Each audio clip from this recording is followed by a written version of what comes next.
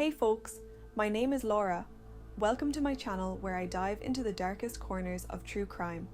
If that sounds like your thing, please hit subscribe, as it really helps me out. Also hit that notification bell so you're always the first to know when a new case drops. This video discusses a real-life case involving extreme violence, torture, and murder. It includes graphic descriptions of abuse and may be disturbing. Viewer discretion is strongly advised. The following is based on reported facts and public information about an ongoing criminal case. All suspects are presumed innocent until proven guilty in a court of law. This narrative is presented with respect for the victim and his family, and is intended for informational and educational purposes only. Viewer discretion is advised.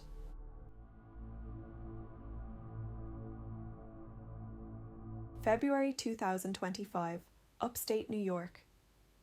In the quiet winter cold, investigators make a grim discovery in a snowy field. Human remains believed to be those of Sam Nordquist, a 24-year-old man who had vanished weeks earlier. What police uncover next shocks the nation. Sam had been tortured for over a month before his death.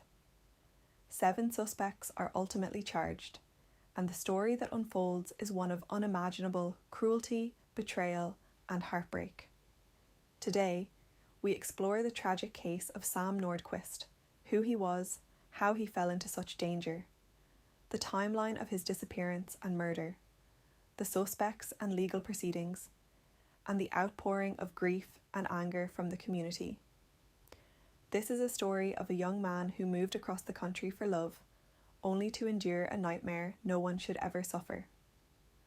By all accounts, Sam Nordquist was a kind and loving person. He had a life full of promise ahead of him. In this 30-minute deep dive, we'll walk through the events step by step, not to sensationalize, but to remember Sam and seek understanding and justice. Let's begin. Sam Nordquist was born and raised in Minnesota, where those who knew him describe him as gentle, generous, and full of life. Sam was biracial, identified as a transgender man, and was very close with his mother and 2 siblings. In his early 20s, he worked at a group home caring for people with disabilities in Little Canada, Minnesota, a job reflecting his kind and giving nature. Sam was a wonderful person, all full of life, his mother Linda Nordquist later recalled. He would take his shirt off his back if you needed it more than he did. Friends and family remember his big heart. He loved his family deeply, doted on his young nieces and nephew, and was the type of person who would give you the shirt off his back without hesitation. In late 2024, Sam was pursuing love. He had met someone special online, a woman named Precious Arzuaga, who lived in upstate New York. Despite the distance, their connection grew. Finally, in September 2024, Sam decided to take a leap.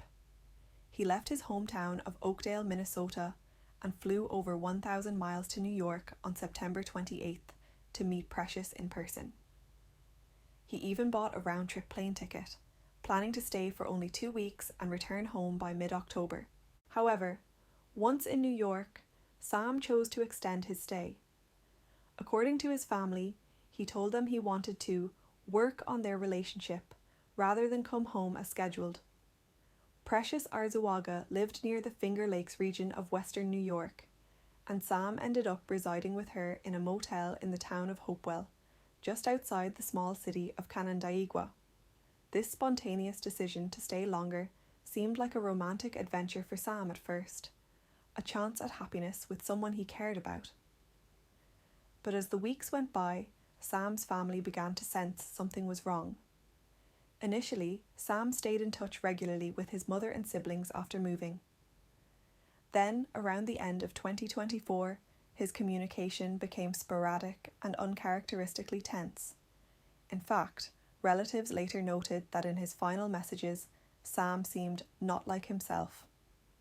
The last time Linda Nordquist heard her son's voice was on New Year's Day 2025. In that phone call, Sam sounded unusually subdued. He sounded sad, really sad, Linda remembered. As they spoke on January 1st, Sam tried to reassure his mom. "I love you, and I'll call you tomorrow," he told her. Tomorrow came, and I never heard a word, Linda said, her heartbreak evident. That promised call on January 2nd never came. It was as if Sam disappeared overnight. Linda and the rest of the Nordquist family grew increasingly alarmed. They knew Sam wouldn't just cut off contact without reason. Throughout January 2025, they tried desperately to reach him.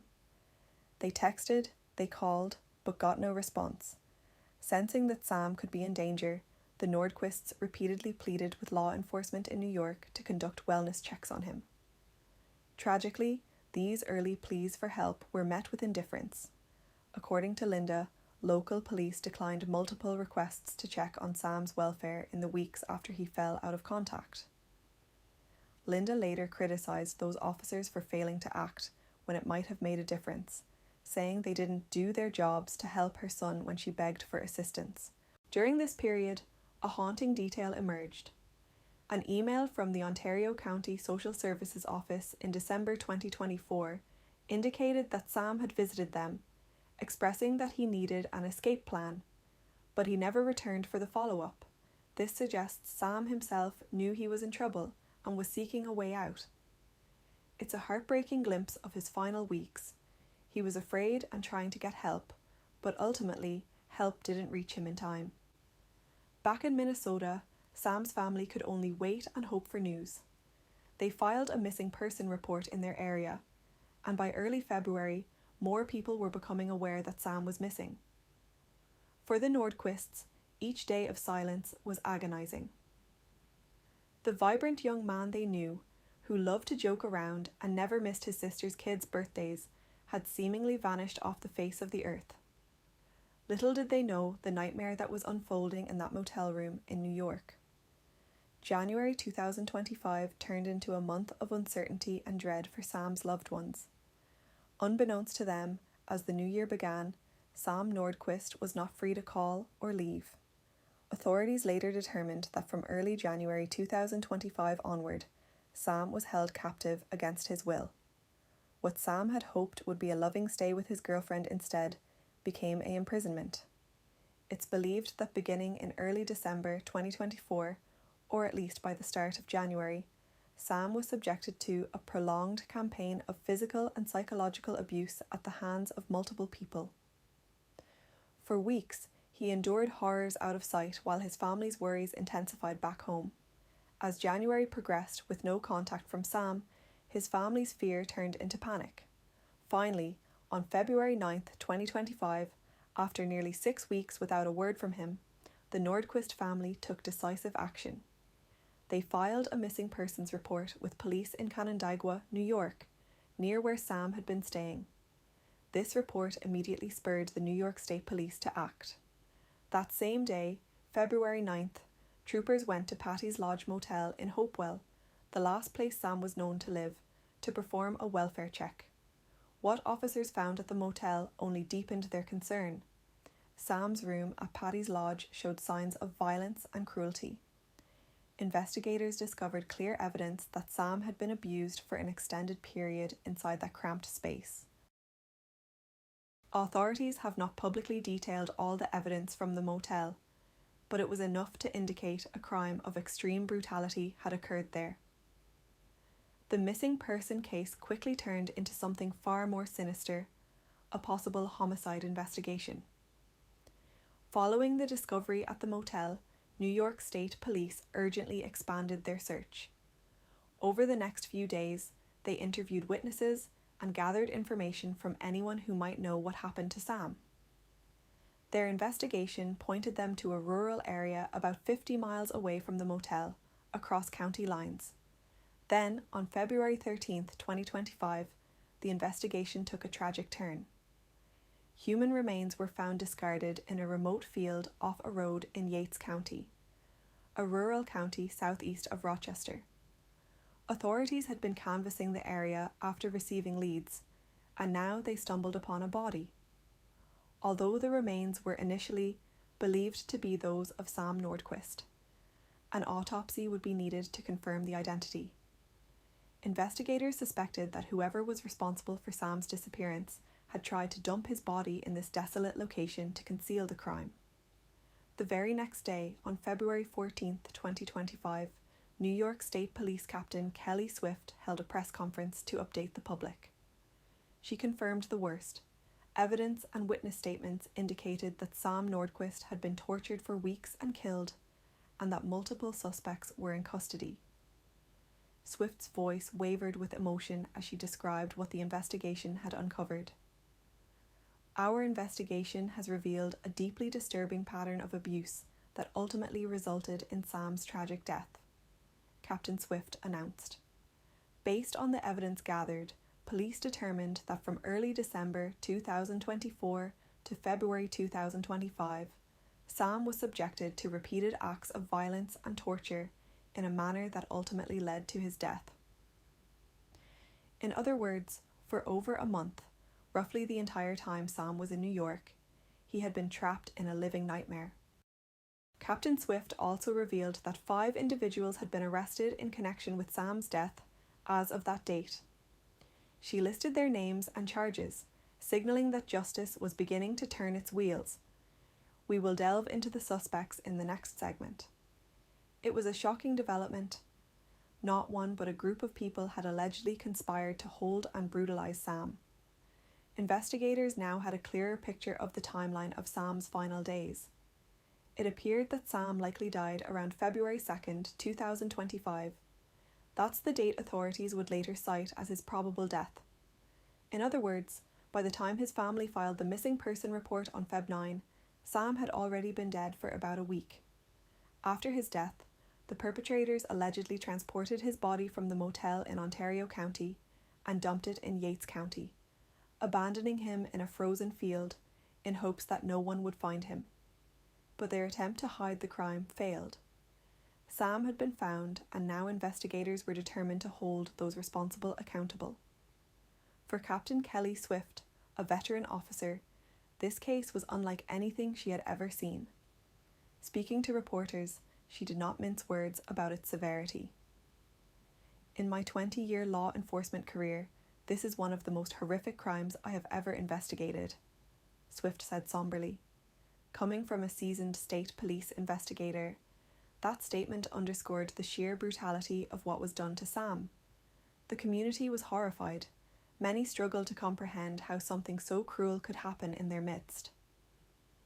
But as details emerged about the suspects and what they allegedly did, the full horror of Sam Nordquist's fate became painfully clear. By mid-February 2025, police had zeroed in on a circle of individuals they say were involved in Sam's torture and killing. This was not the act of a lone killer, but a group crime, a chilling scenario of sustained abuse by multiple people. Initially, 5 suspects were arrested on February 9th, the same day Sam's motel room was searched. Then, about a week later, 2 more suspects were taken into custody on February 20th, bringing the total to 7. It is rare to see so many people charged in a single murder, and the allegations suggest a disturbing pact of cruelty among those involved. The people accused in this case, Precious Arzuaga, 38, the woman Sam had travelled to New York to be with, and ostensibly his girlfriend. It's heartbreaking that the person Sam trusted and loved became an alleged ringleader in his abuse. Arzuaga was one of the first arrested, and, according to prosecutors, had a particularly heinous role. More on that in a moment. Jennifer Quijano, 30, another female suspect. Kyle Sage, 33, a male suspect. Patrick Goodwin, 30, a male suspect. Emily Motica, 19, the youngest suspect, female, just a teenager at the time. Thomas G. Eves, 21, a male suspect. He and another were the later arrests on February 20th. Kimberly Sokia, 29, a female suspect, also among the later arrests. All 7 suspects knew each other, and crucially, they all knew Sam. This was not the case of a stranger abduction. In fact, Sam's assailants were known to each other, identified as LQB+, and at least one of the defendants lived with Sam in the time period leading up to the offence. The Ontario County District Attorney would later disclose this in a joint statement, possibly to dispel speculation that this was a random hate crime by strangers. Sam had come into these people's orbit through Precious Arzuaga, the online girlfriend who had lured him to New York. Once he was there, it appears he fell under the control of Arzuaga and her circle. Investigators believe Sam initially arrived in New York of his own free will, but at some point around the new year, that freedom was taken away.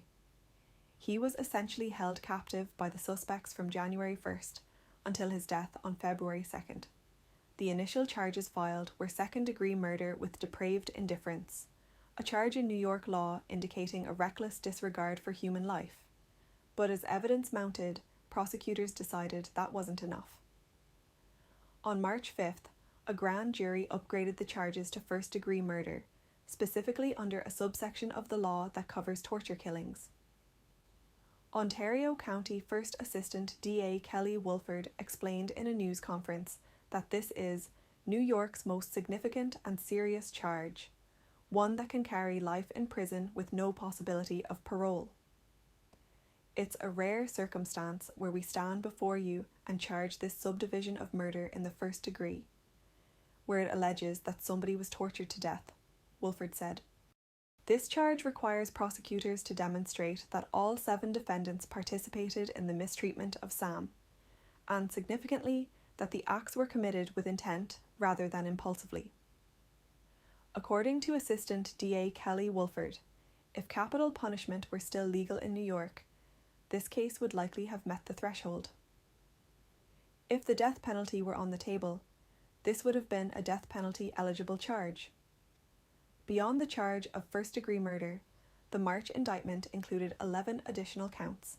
Each of the defendants faces charges such as kidnapping, conspiracy, and aggravated abuse. Of particular concern are charges of child endangerment and coercion, stemming from allegations that 2 minors were pressured into participating in the events surrounding Sam's captivity. One of the accused, Precious Arzuaga, faces 2 specific counts of coercion in relation to this aspect of the case. While the full extent of what Sam endured remains difficult to comprehend, official reports and court documents describe a sustained pattern of physical and psychological abuse over several weeks. New York State Police Captain Kelly Swift referred to it as repeated acts of violence that ultimately led to Sam's death.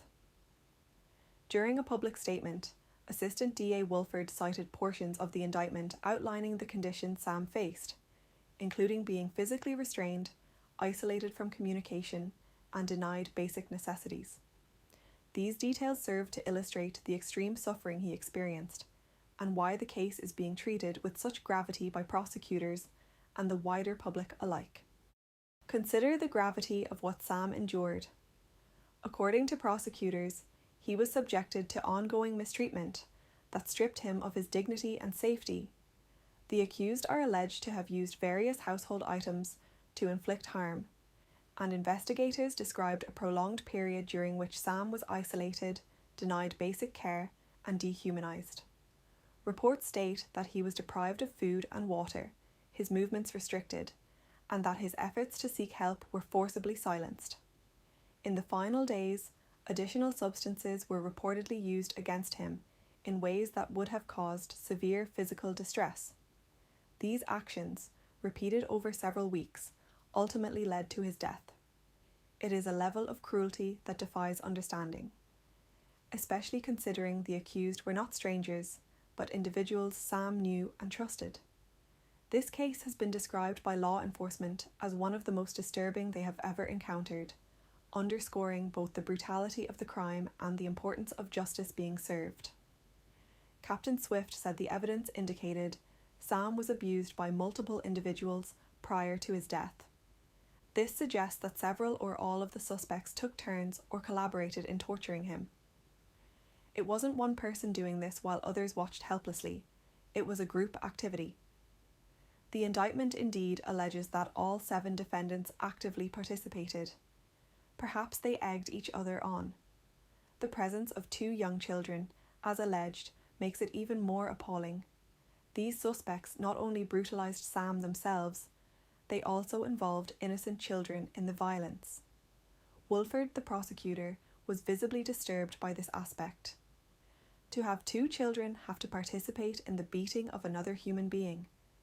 It's deeply disturbing, and it has been one of the most troubling parts of this, she said, calling it heartbreaking. She emphasised that those children are also victims, their lives forever changed by what they saw and endured. The suspect's depravity extended to corrupting minors and making them complicit, presumably to further humiliate Sam, or perhaps to satisfy some twisted power trip. By February 2nd, 2025, the abuse reached its fatal climax. Sam succumbed to his many injuries. Alone, terrified, and broken, Sam lost his life in that motel room. The alleged killers then did what they could to hide the evidence of their crimes, cleaning up and dumping Sam's body in that field miles away. But crucially, they did not get away with it. When police descended on the motel on February 9th, at least some of the suspects must have still been around the area. 5 were promptly arrested that day.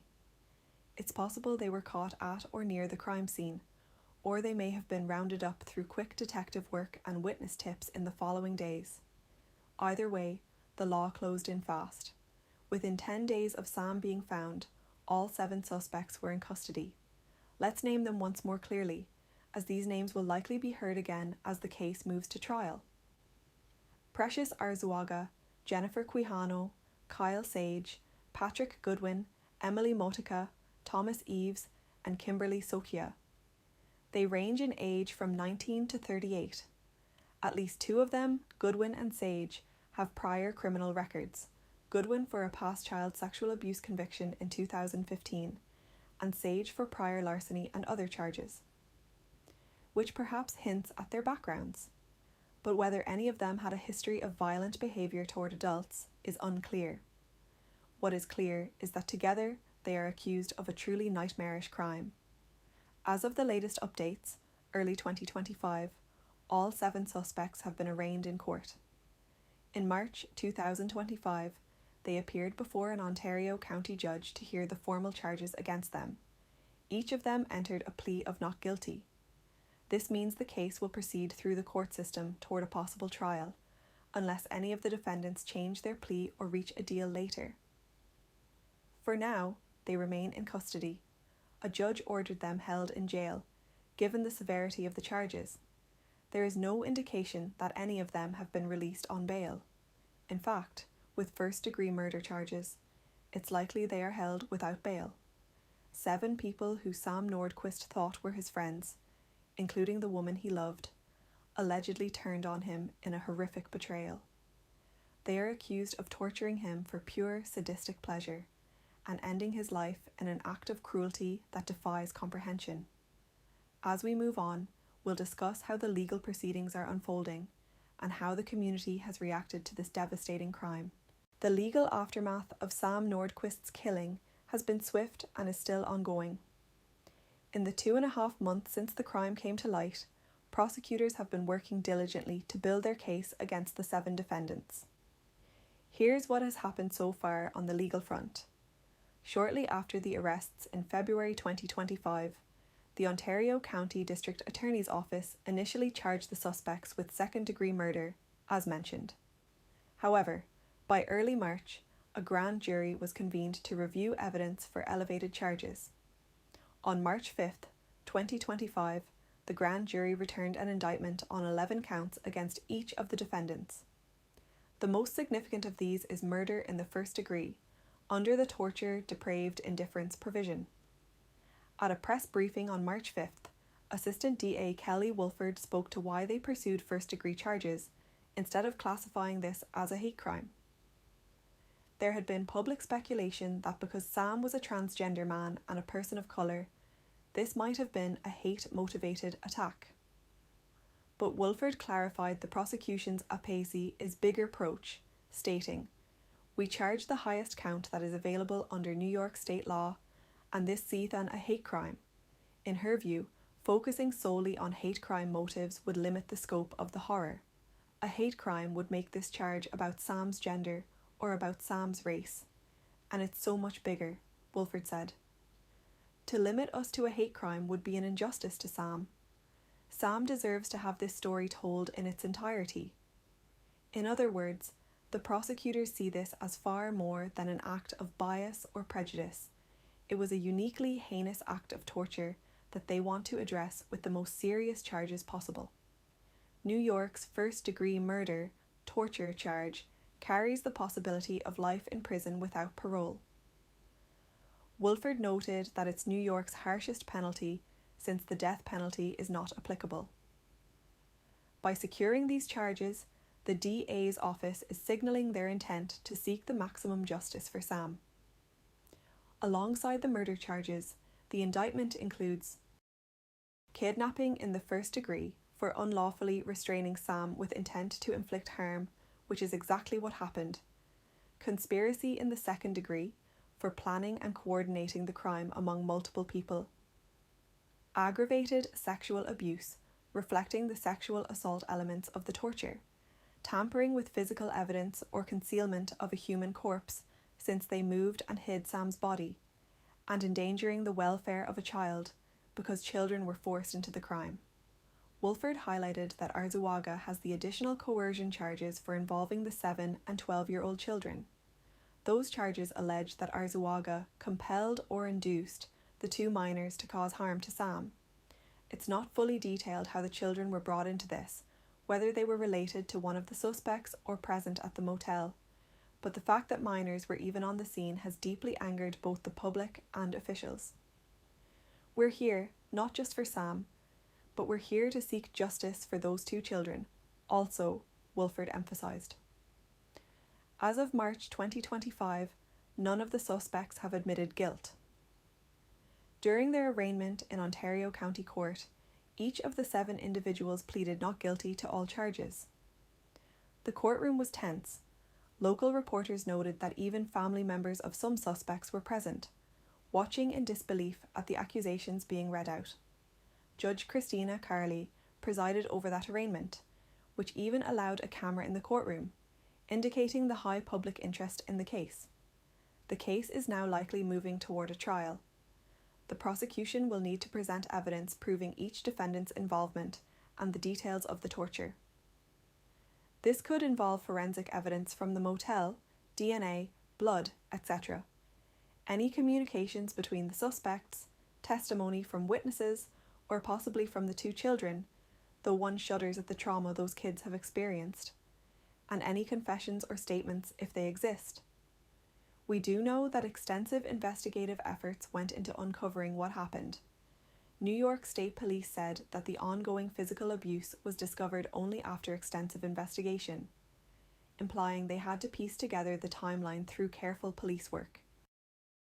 At the March 5th press conference, Wolford read from the indictment, as we quoted earlier, to publicly share the horrific details and underscore why the charges are so severe.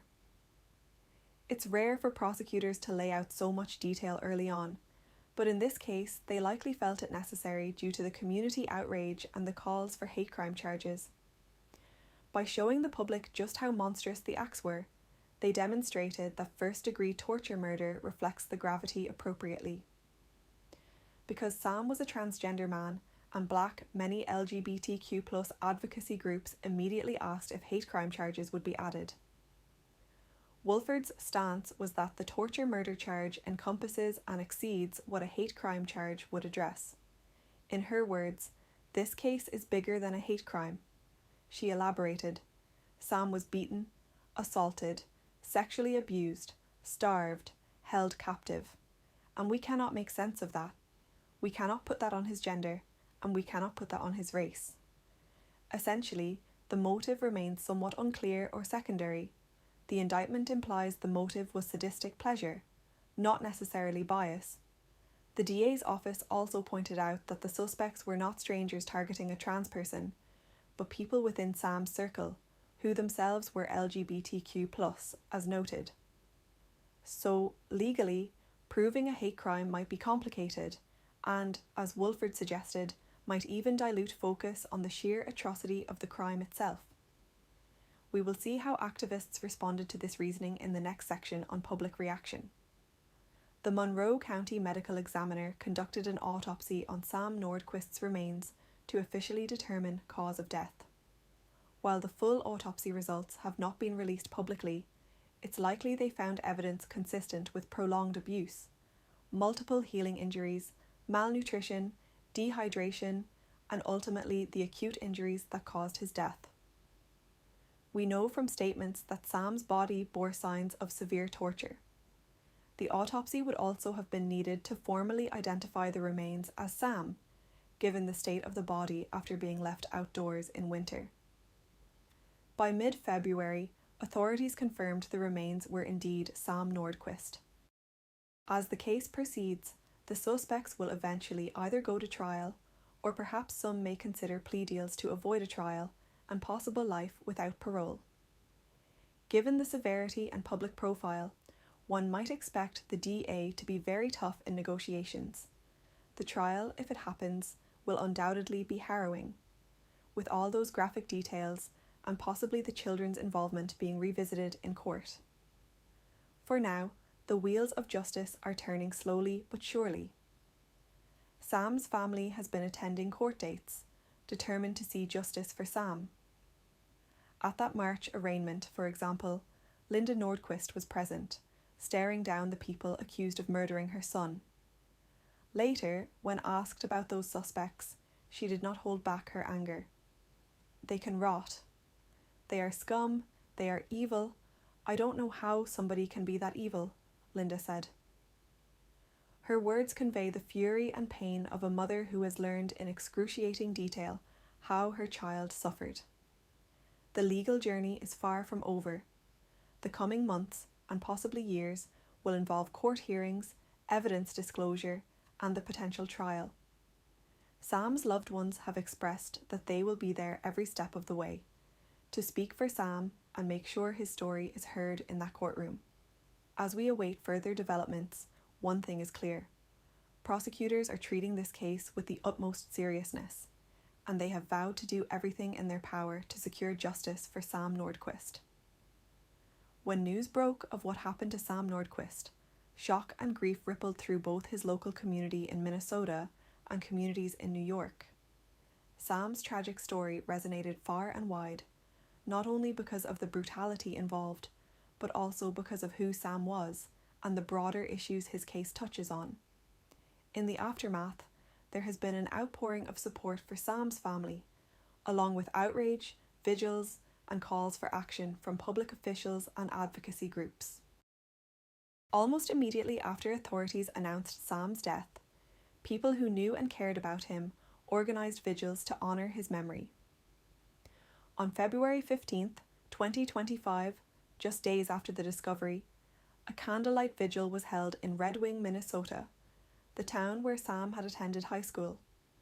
Friends, former classmates, and neighbours gathered despite the winter chill to light candles, share memories of Sam, and offer prayers for his family. That same day, hundreds of miles away in New York, another vigil took place at the Wood Library in Canandaigua, near the community where Sam lived his final months. Local residents, many of whom did not know Sam personally, came because they were moved and horrified by his story. They stood together to mourn the young life that was taken so cruelly, some holding signs calling for justice, others simply holding candles and crying quietly. In the weeks that followed, more remembrance events occurred. In St. Paul, Minnesota, members of the state legislature's People of Colour and Indigenous POCI Caucus and Queer Caucus released a joint statement of solidarity with the Nordquist family. They even hosted a vigil at the Minnesota State Capitol Rotunda, symbolically underscoring that Sam's life mattered and that leaders were paying attention. At that gathering, legislators and community activists spoke about the need for better protections for LGBTQ individuals and more resources to prevent violence. Organisers in Minnesota also discussed ways to honour Sam's legacy long term. For instance, there was talk of including Sam in an upcoming exhibit on Minnesota's LGBTQ history, to ensure he is remembered not for how he died, but for who he was. a GoFundMe online fundraiser was launched to help Sam's family with expenses and to memorialise him. Within just a few days, it had raised over $47,000 from more than 1,300 donors, a testament to how many people were touched by Sam's story and wanted to help. Messages of condolences flooded in from strangers, many of whom wrote that they were heartbroken and wished the family strength. Sam's mother, Linda, and his siblings have bravely spoken publicly despite their grief. Linda has given interviews to media outlets, both to commemorate Sam's life and to call out what she sees as failures by authorities. In one emotional interview, Linda described her son in loving terms. He was very kind, loved his family, very outgoing, worked hard. Linda also expressed deep anger towards the people charged with killing Sam. As mentioned earlier, she didn't hide her wish for them to face consequences. They can rot, she said. They are scum. They are evil. I don't know how somebody can be that evil. Those words, though harsh, capture a mother's righteous fury after learning what was done to her child. It's a raw, authentic response to an unimaginable situation. Many in the public share her anger, the sentiment that those responsible should never see the light of freedom again. Another frustration for the family has been how the situation was handled before Sam's death. Linda has criticised the local police in New York for not acting on her pleas in December and January. Law enforcement failed to do their jobs, she said bluntly, referring to the ignored wellness checks. Sam's sister, Kayla, voiced a similar frustration directed at the motel staff. She questioned how nobody at Paddy's Lodge intervened despite obvious signs that something was wrong. Loud noises, disturbances that should have drawn attention. They should have knocked on that door, and they didn't do their part in helping Sam, Kayla said, angry that bystanders possibly missed chances to save her brother. Kayla also spoke about how she explained the tragedy to her own young children. The kids knew Uncle Sam was missing, and then that their mom had to go get Sam. She said softly, all they knew was that their mom needed to go with their grandma and uncle to go get Sam. Even now, she struggled with how to tell them that Uncle Sam was never coming home. This personal glimpse moved many who heard it. It showed the ripple effect of trauma extending even to the youngest members of the family. One of the most poignant messages from Sam's family has been their plea to remember Sam for his life, not just his death. I don't want people to remember Sam like that, Kayla said, referring to the gruesome details that have circulated. He was beautiful and he was handsome, and that's how people should remember him, not for what happened to him. In other words, Sam's dignity and humanity should not be eclipsed by the cruelty of the crime. That statement resonated deeply. Many social media tributes to Sam now focus on his smile, his character, and his authenticity, rather than the graphic aspects of the case. The response to Sam Nordquist's murder was immediate and heartfelt. Leaders in both Minnesota and New York publicly condemned the crime. Governor Tim Walz expressed his support for Sam's family, stating, "Minnesota stands with our LGBTQ neighbours against this unthinkable crime." New York Governor Kathy Hochul echoed these sentiments, pledging full support for the investigation and prosecution. Local officials and LGBTQ advocacy groups rallied to honour Sam's life and call for justice. Organisations like GLAAD and the New Pride Agenda urged authorities not to overlook the broader social context, including rising violence against transgender individuals, and emphasised the need for systemic change. Though the case may not legally fall under the definition of a hate crime, it reignited national conversations about how violence can stem from deeper societal issues: isolation, control, and prejudice. Advocates stressed the importance of early intervention and community support, particularly for LGBTQ individuals in vulnerable situations. Sam's story also prompted reflection within law enforcement and the public. Questions were raised about missed warning signs, the handling of wellness checks, and the accountability of bystanders. His family had tried repeatedly to sound the alarm. Unfortunately, those warnings weren't acted upon in time. Even as legal proceedings continue, communities in Minnesota, New York, and beyond have united in mourning. Vigils, memorials, and public tributes have highlighted the bright and loving person Sam was. Not just a victim, but someone deeply cherished by his family and friends. His sister summed it up best. He was beautiful and he was handsome. That's how people should remember him, not for what happened to him. Let us remember Sam as a kind, vibrant young man who loved and was loved. His story is a call to protect those who are most vulnerable, to take concerns seriously, and to never stop seeking justice. As this case moves through the courts, we'll continue to follow it, for Sam, for his family, and for a future where crimes like this never happen again. Rest in peace, Sam Nordquist. If you found value in this video, please hit subscribe. It really helps me out. And don't forget to ring the notification bell so you never miss a case. Until next time, stay curious, stay safe, and take care of yourself.